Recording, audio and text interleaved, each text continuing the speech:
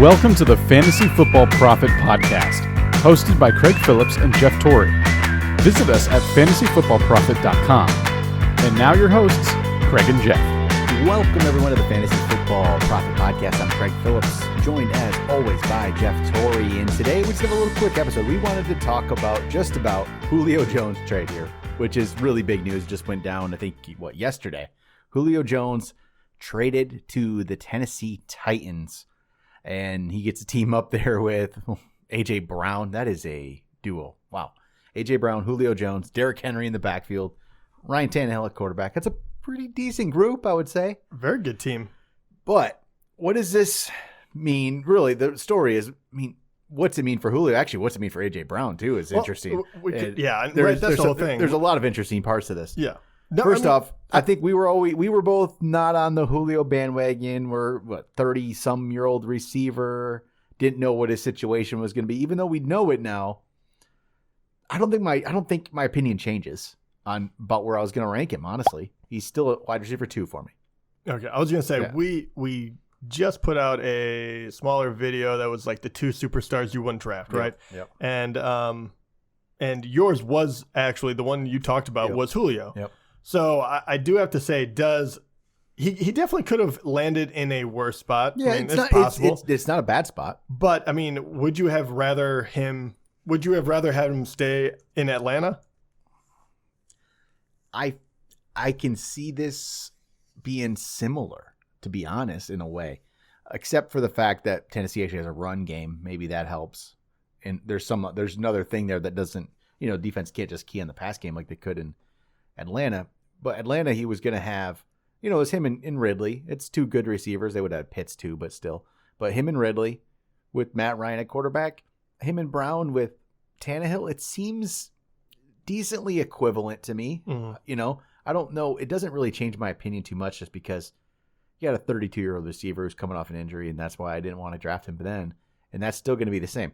It doesn't, I don't know what would have changed my opinion. Maybe what if he went to like the Chiefs or something? Right. Like, I don't even know if that this is I think a very similar situation.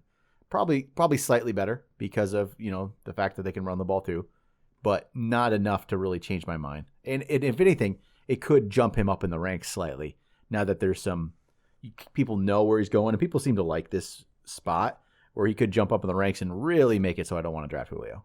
And that's really what could happen here. Is there an upside to this? So I was trying to think of this, right? Because in Atlanta, he's always been incredibly productive as far as yardage. We always talk about how it's very strange that he's never been able to really take the top off as far as the TD numbers that he put together. Yep. He put together some good years, but very rarely does he go double digits for as freakish as his athleticism is. Mm-hmm. Going to a new team they no longer have Jonnu Smith either, and you do have A.J. Brown, so you can't key on him. Do you think that maybe there's a chance for something to happen as far as like maybe his TDs go up, maybe, anything of that? The touchdowns is the only thing I can think of that if I'm painting a rosy picture, I'm like, know what? Now they're going to use him more and more in the red zone. Now they're going to try to give him the ball. A.J. Brown is very similar in the, obviously he's not Julio, but at the same time, he's a physical wide receiver that can go deep, shallow, anything. Both of them can kind of do it all. So is there anything that you could see like, know what? I'm not ranking him up there, but if the best happens for him, I can see him return to form, and maybe it is a good pick now. Even with Julio, I just can't see the Titans strain from their run first mentality and how it's got them, to this point, and they've been a good team with that. I can't see them completely going away from it. So last year, Tannehill threw the ball 481 times. Matt Ryan threw the ball 626 times. Matt Ryan led the league in attempts. Ryan Tannehill was 18th. Yeah. And that's playing all 16 games. So he's behind some people that played, less games than him.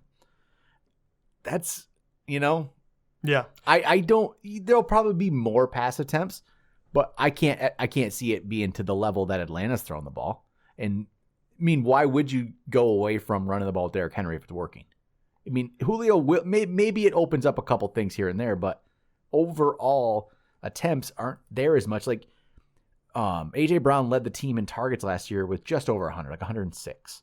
And then Corey Davis, who's gone, had about 90, 92. So those are the vacated targets. I guess Jonnu Smith's targets are gone too. He was around 60 targets. But I don't think he's going to have the same kind of, targets as he once did. He's probably going to be efficient with them. If he's healthy, he'll be efficient. He'll be good. But I don't know if there's enough there. I mean, he's going to be good. I'm not saying he's going to be a fine wide receiver. He is. He's He's one of the most talented wide receivers we've seen. The situation, it's not a pass-first team. He's 32 years old. All of it, still, just don't want him. Yeah. No, I just wanted to see if there's any path to him turning in back to his old self. But I mean, the truth is also, I like this move a lot for the Titans, even though I agree with you wholeheartedly. I wasn't going to draft Julio anyway, because it's going to be, a high draft pick. And I have the same worry as you do. Tannehill, on the other hand, did have the most touchdowns he's ever thrown in his career. He had 33. He is he's a good quarterback, but they are buoyed by the run, which is wonderful. I think this move is awesome for the Titans, because I do think when it comes to crunch time, playoffs, everything like that, you have a superstar weapon. But I don't know if that's going to translate into bulk numbers during the year, because they just don't have to. Yep. So why would you use the guy that's pretty much the golden ticket to how do we win in the playoffs, other than Derrick Henry? Yeah. So I think that's what it is. Well, I think it's a brilliant move by the Titans, but once again, it's not going to move him up my board, and it sounds like it's not going to move him up yours as well. Similar spot. So, all right. I think that's it. That's all I got on Julio today. Yeah. Actually, the other thing I will say, doesn't affect anyone else. So the A.J. Brown thing? I would say Tannehill, it helps him not move down because he lost Jonnu and Tannehill Corey Davis. It probably does move Tannehill up for me. Yeah, a little bit. A.J. Brown, I don't think it changes A.J. Brown too much for me. I didn't have him as high as others did. He was getting up to be third, fourth in the ranks in a lot of people's. I always had him down more 7-8. Yeah. He's going to be slightly ahead of Julio to me, but probably not going to change much for me. Yeah, I agree. I don't think it changes anyone else on that team. I think it helps Tannehill a little bit. Yep, definitely. So, all right. That's it. Talk to you guys next time.